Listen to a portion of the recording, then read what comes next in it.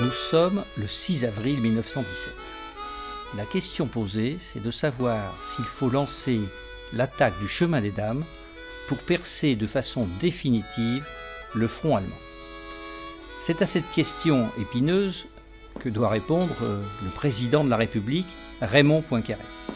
Que va-t-il décider? Pour trancher cette question, il a convoqué ce qu'on appellerait aujourd'hui une réunion de crise, à laquelle il a invité, tout naturellement, Alexandre Ribot, le président du Conseil, ce que nous appellerions aujourd'hui le Premier ministre, le ministre de la Guerre, Paul Painlevé, qui est très inquiet et qui, lui, ne croit pas du tout un succès possible, Robert Nivelle, le général en chef, qui est rattaché au ministre de la Guerre et qui a conçu le plan d'attaque, et deux généraux d'armée qui seront chargés de le mettre en œuvre, Philippe Pétain, plus connu depuis, et Joseph Micheler.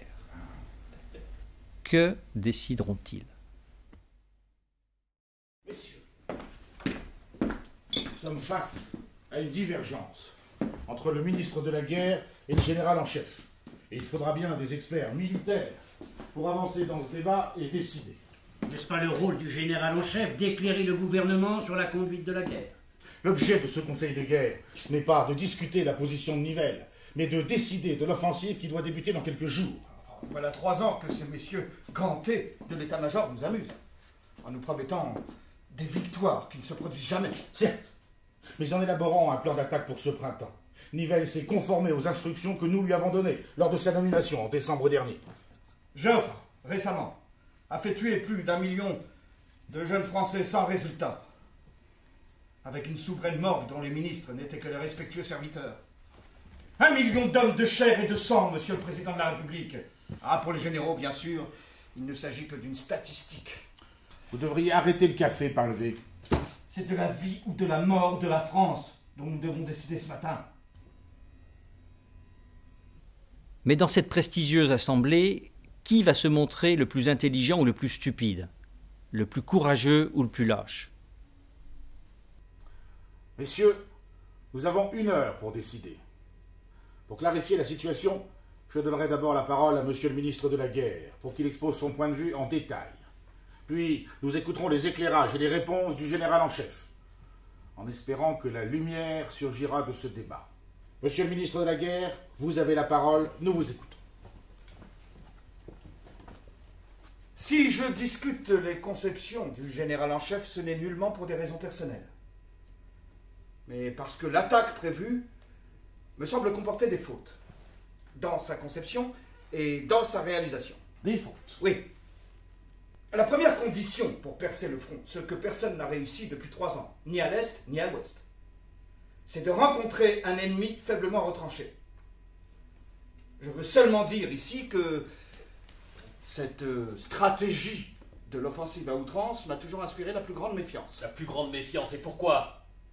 Le propre d'une stratégie, c'est de s'appliquer à une réalité, et donc de prendre en compte l'évolution des situations. Au cours du mois de mars, l'ennemi a abandonné des dizaines de kilomètres de terrain au nord de Soissons, alors que l'année dernière, il se battait avec acharnement pour chaque tranchée. L'attaque dont nous débattons ici a été conçue en fonction d'une réalité qui n'existe plus. Qui a réellement le pouvoir de peser sur cette décision? Nivelle? Painlevé? Comment pouvons-nous comprendre qu'un plan d'attaque conçu en janvier reste inchangé en avril, alors qu'il s'appliquera à une ligne de défense raccourcie et renforcée et donc changée? Bonne question. Comment peut-on espérer dans de telles conditions percer le front après avoir échoué l'an dernier dans des conditions plus favorables? Ben oui, comment? Tout est là. Enfin, la guerre ne se fait pas à la tribune de la Chambre, que je sache. Cette question de savoir où et par qui se décide la stratégie de la guerre m'amène à une deuxième faute, qui me semble devoir conduire à l'échec assuré. Faute, échec assuré, je n'aime pas ce vocabulaire arrogant, Painlevé. Oui, bien moi c'est cette réalité que je n'aime pas.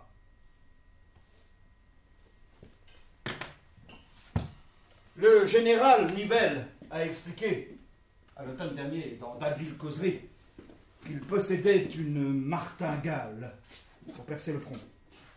Cette martingale consistait à répéter à une plus grande échelle une méthode qui avait si bien réussi à Vaux et Douaumont. Eh bien, pour une raison que j'ignore, chaque officier supérieur a reçu un document contenant l'ensemble du plan d'attaque, au lieu d'avoir seulement les instructions le concernant. Ah, qui est curieux, en effet. Et ce qui devait arriver est arrivé.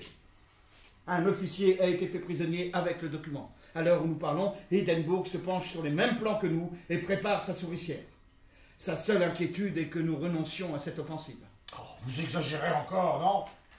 Quand les forces sont équilibrées, comme c'est le cas aujourd'hui, l'emporte celui qui en sait le plus sur les intentions de l'adversaire. Sans être un grand connaisseur de l'histoire de la guerre, Votre modestie vous perdra. nous ne savons rien des Allemands. Ils savent tout de nous. Qui a un réel pouvoir de peser sur cette décision? Nivelle? Painlevé? Le général en chef a laissé se propager l'idée qu'il possédait une méthode miracle pour percer le front en 2 jours. Ce qu'aucun général n'a réussi dans cette guerre depuis 3 ans va se trouver réalisé en 2 jours. Allons, du courage, de l'enthousiasme, de l'énergie, et la victoire est acquise. Je rappelle que pour chasser l'envahisseur, pour imposer à l'adversaire sa volonté, pour vaincre, en un mot, le seul moyen connu jusqu'à ce jour est de livrer bataille. Évidemment, livrer bataille. Une bataille orientée vers un résultat maximum, poursuivie sur un front aussi large que possible, et selon une manœuvre menaçant les communications de l'ennemi. Ce sont là des principes élémentaires. Quoi qu'il en soit, le mouvement des armées relève du commandement militaire.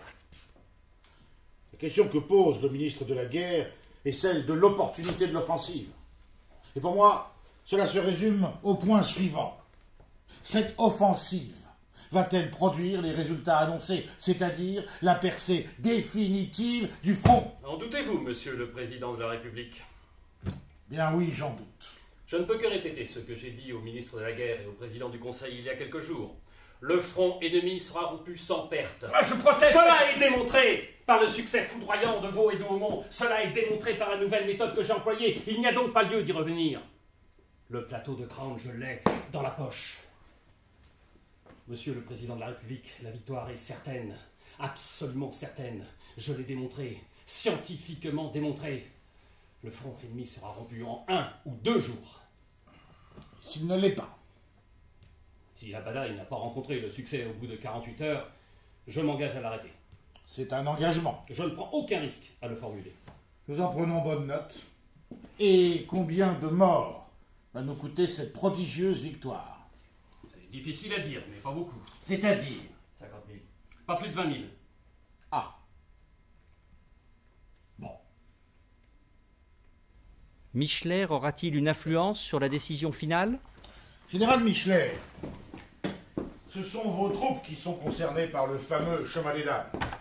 Puis-je vous demander ce que vous pensez du plan d'attaque en général et du secteur du chemin des dames en particulier?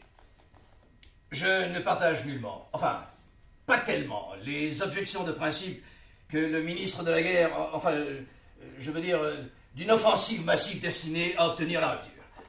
En fait, je veux dire, comment dire? Que voulez-vous donc dire? Rien, enfin, si.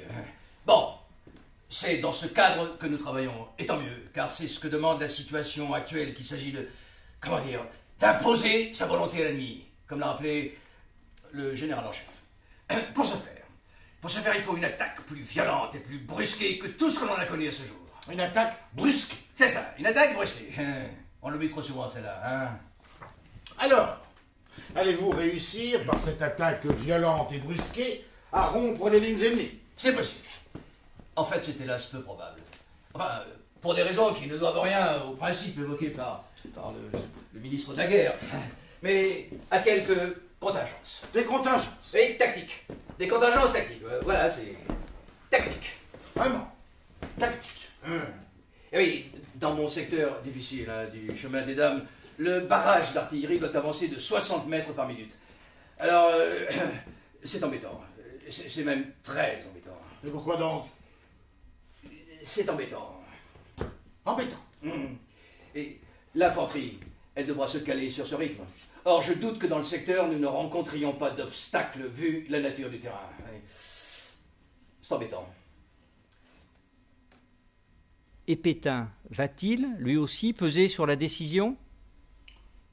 Général Pétain, à votre tour, nous vous écoutons.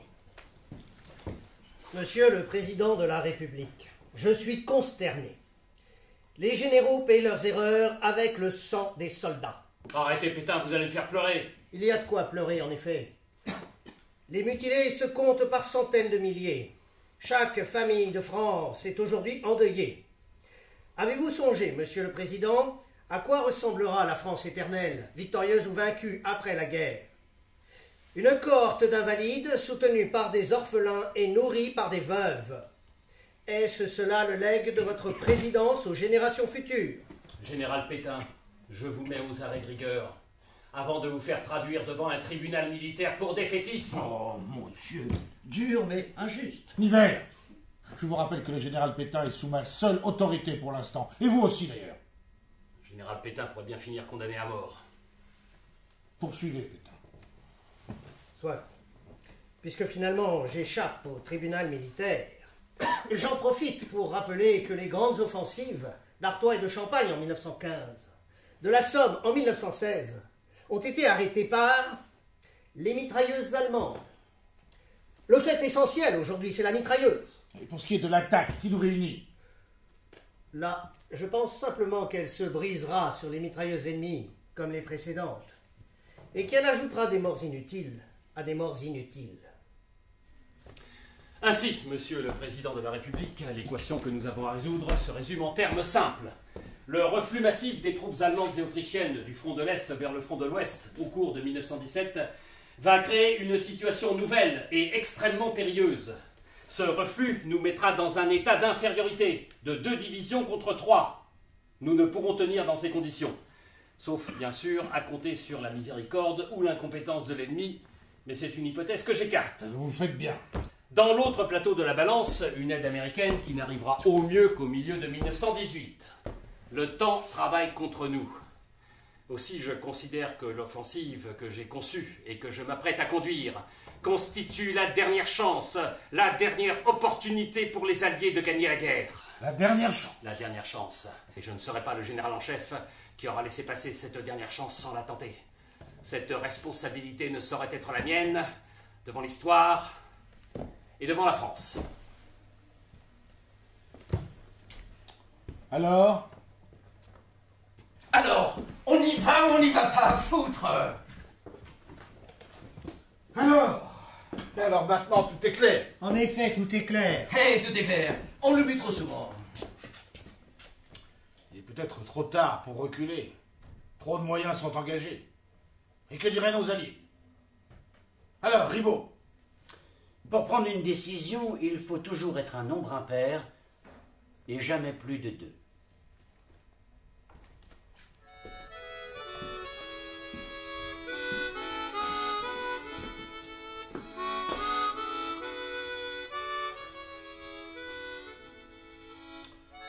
bien. La décision est prise. Quelle décision a donc prise Poincaré? Et que peut-on en déduire sur le processus de décision? C'est ce que vous découvrirez en suivant la pièce Le chemin des dames.